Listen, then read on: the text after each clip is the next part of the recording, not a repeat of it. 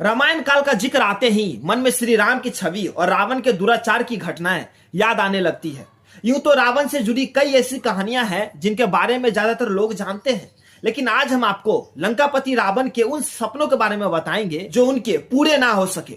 यदि रावण के वो सपने सच हो जाते तो आज की दुनिया कुछ और ही होती।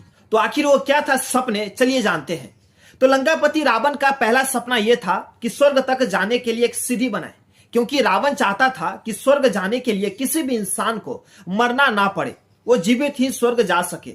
रावण ने स्वर्ग तक जाने के लिए सीढ़ी भी बनाने की कोशिश की थी, लेकिन बीच में ही रावण सो गया, जिसकी वजह से यह सपना रावण का अधूरा रह गया। लंकापति रावण का दूसरा सपना यह था कि किसी भी पिता का कोई पुत्र पिता के रहते ना मरे, क्योंकि रावण का मानना यह था कि अगर किसी भी पिता का पुत्र पिता के आंखों के सामने मर जाए तो पिता के लिए वो कष्ट दुनिया का सबसे बड़ा कष्ट होता है। और यह घटना रावण के साथ असल में ऐसा हुआ भी था कि रावण के जिंदा रहते उसके दोनों पुत्र मेघनाद और अजय की मृत्यु हो गई थी, लेकिन जो व्यक्ति ने जन्म लिया है उसका मरना निश्चित है। इस वजह से रावण का यह सपना पूरा नहीं हो पाया।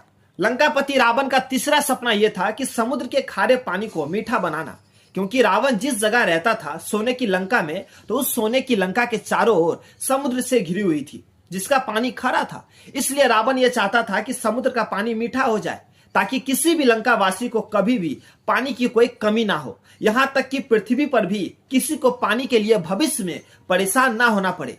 लेकिन रावण का यह सपना भी अधूरा रह गया। रावण का चौथा सपना यह था कि सोने में सुगंध पैदा करना, क्योंकि रावण जिस लंका में रहता था वह लंका पूरी तरह से सोने का था, और उस सोने की लंका में हर सुख और ऐशो आराम के साधन थे। पूरी लंका सोना से बने होने के कारण उसकी चमक हर किसी को अपनी ओर खींचती थी, लेकिन रावण को अपनी उस लंका में एक कमी नजर आती थी। रावण का मानना था कि अगर सोने में सुगंध होती तो लंका सिर्फ देखने में ही आकर्षक नहीं लगती, बल्कि हर कोई इसकी सुगंध से भी इसकी तरफ खींचा चला आता। मगर रावण का यह सपना भी अधूरा रह गया। तो रावण के 4 अधूरे सपने के बारे में जानकर आप लोगों को कैसा लगा, कमेंट करके हमें जरूर बताएं।